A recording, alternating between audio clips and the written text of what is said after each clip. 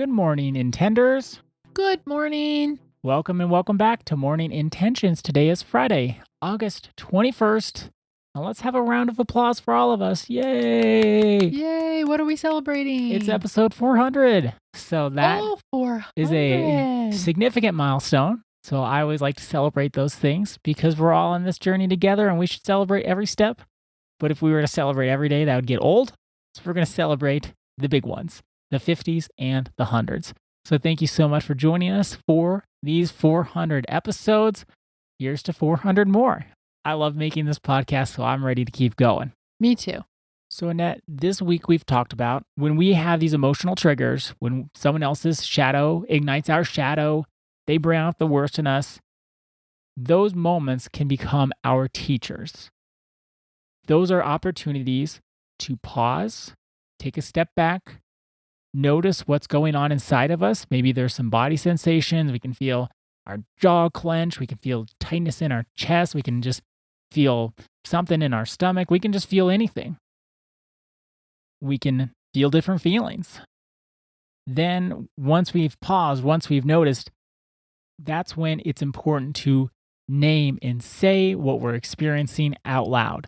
Our feelings and our needs. That's right. Put some words to it. Don't let it just be a jumbled mess of spaghetti in our noodles.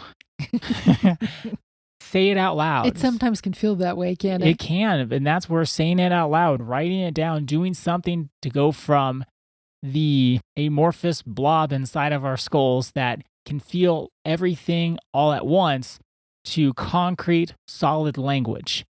It makes a huge difference. Annette and I, we've learned about this and we've noticed it feels so much better to name it, to put words to it, to say it out loud. It takes so much power away. I can just be all riled up. Then when I say it out loud, put some words to it, I can say, well, I didn't like it, but it wasn't that bad. I don't know. It takes so much energy and power away when I say things out loud. Holding things in creates this intensity. So that's a good way to put it. When we say things out loud, it kind of relieves some of that intensity. That's why being witnessed is so important, and witnessing, you're actually being very kind to someone else if you allow them to share what's going on inside and you're the witness. There's something about being witnessed that takes that intensity away so that we can think more clearly. You said you had one more question for me.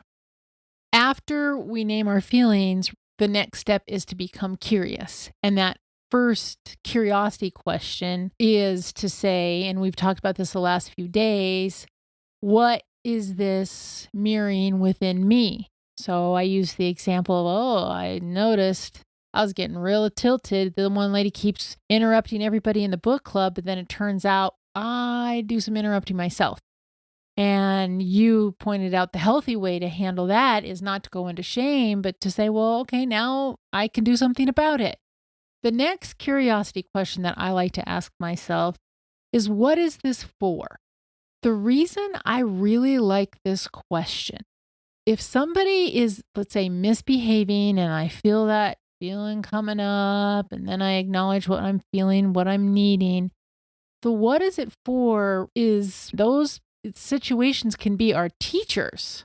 What is this for? It's to point out in me, maybe I need to be more of a support to folks. And so then I can engage them and ask some curiosity questions and be there as more of a support as opposed to just going with my activated shadow.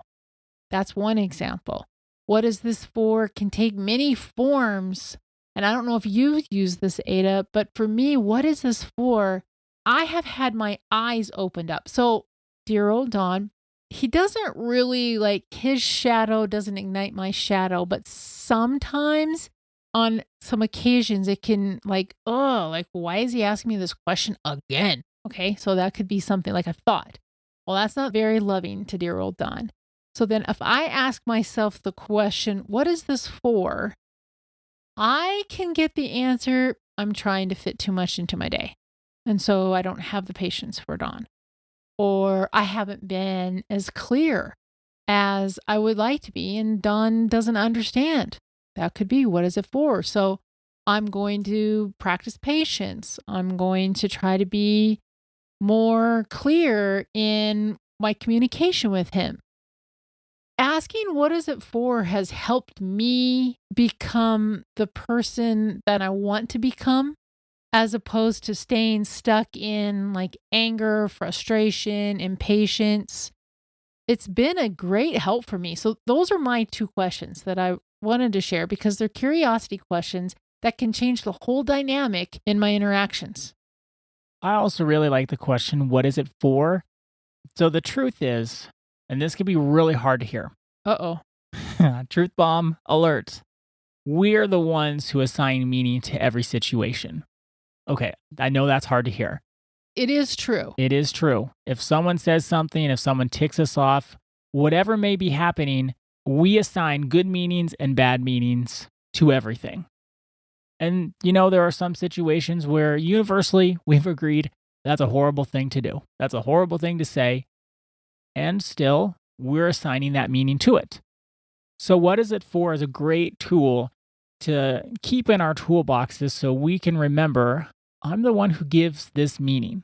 Because some people can say something and they can mean it and then it ignites our shadow. But then at the same time, we can just turn around and say, I'm not going to listen to that and just walk away and have a great day. Well, for you, okay, so between you and me, 4 years since I was a little kid, I had no clue my mom was funny. Your mom was what? Funny. Like, ha funny. Oh, ha funny. Because she'd say these things and I thought she was dead serious with it. She wouldn't laugh. She wouldn't even crack a smile. And I cannot believe this. We made this discovery, just like 3 years ago? Yeah, so she would say something that I thought, oh my gosh, she's really serious right now. But she was trying to be funny. And I would tell her, you got to laugh at your own jokes. Otherwise, I don't know you're making a joke. And I I'm just never don't going know. to laugh at my own jokes because then that takes the funny away. I know. That's what you'd always say. You're not supposed to laugh at your own jokes. I laugh at my own jokes because I think they're funny. That's why I say them. So I had to learn this is one of those times mom is trying to be funny. So what is it for? What's the meaning that can go with this? And ever since you had that realization, you and I have a lot more fun. We do, because I always thought you were serious. So all these times in the past, you were assigning the meaning funny, I was assigning the meaning serious, and there was a conflict. There was. That's why you would give me those dirty looks. I thought you're totally serious. And so now I say, oh, this is when mom is joking. She's not going to laugh. She's not even going to crack a smile. She won't even have a twinkle in her eye. But this is when she's making a joke. So even there, I heard what my mom would say, and I would assign the meaning serious. I was wrong, actually, but I gave it that meaning. So what is it for? We can then decide what meaning do we want to give the situation? What do we want to emphasize? What do we want to think about it? That's all our choice. And it could just be, what is this for? To bring awareness to this. It's to bring awareness to how this is how people react when somebody says a certain thing. I mean, what is it for is pretty open-ended. My experience is you'll always get an answer. Do you always get an answer? I do. I do always get an answer, and I always can figure out a meaning for it. And the thing is, I have a little Marcus story, my little puppy Marcus. So he is not a naughty puppy, but if he does not want to do something, like go in his nice kennel or come inside or anything, if he does not want to do anything that I would like him to do, what he does is he stops, he looks at me, and he flops on the ground. And he'll just put his head down and flop himself over and make himself very heavy. I'm not going to drag my dog across the dirt or something like that. I don't do that. So he knows if I don't want to do something, I'm just going to flop on the ground. Now, I could get upset, you dog, why don't you listen to me? You're supposed to do what I say. That could be one thing I do. Or I can just rub his head and say, oh, you don't like to be forced, and then just pick him up and carry him to where I need him to go. And so where would what is it for fall into your experience there? Well, it could be what is it for? Well, this could teach me to be patient. Or that little Marcus doesn't want you hurrying all the time. He doesn't like to be forced on anything. One time he had to have a little surgery. He had this cone, and I had to give him his antibiotics. And that was a nightmare because I had to put him in his mouth and try to get him to eat it, and he hated it. And I had to learn actually just put him in his bowl. He'll eat him himself. So he doesn't like to be forced. That was that was a big learning for me. And then I have to learn to be patient. And if I can invite him to do things, he actually does them. And I know that sounds weird for a dog. He doesn't like to be forced. And there is a way to get him to do it with patience and kindness and care without him thinking he's forced. And then I don't even need to get upset about it. I don't need to get mad at him. I don't need to yell. I just find the different, better way. Let me just repeat back to you what you said quickly, because I know Okay. we're going long. So Marcus, let's say he's quote unquote misbehaving. He's flopping on the ground. But if you ask, what is it for? Then you kind of take your power back and you say, oh, Marcus is telling me that he needs an extra hug this morning. Marcus is telling me that he doesn't like it when I rush, that if I explain to him what we're doing and we have this connection that way, then he will come along.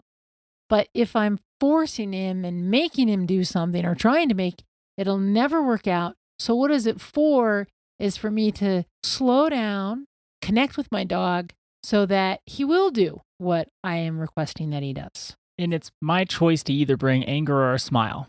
Yeah. That's it. The what is it for, to me, it can be miraculous in a way, because instead of going and following through with our triggers and our shadows, we can stop and actually learn a better way of showing up and a better way of connecting and a way that works better in that even specific situation. So I can't wait for next week, Ada. This was a great week. Thank you very much. Thank you. And for all of us, our intention for this weekend is Get curious. Ask yourself those 2 curiosity questions. What is this mirroring inside of me? And what is this for? thank you so much for joining us today and this week and for our 400 episodes. Our day is better because you are part of our day. See you Monday. See you then.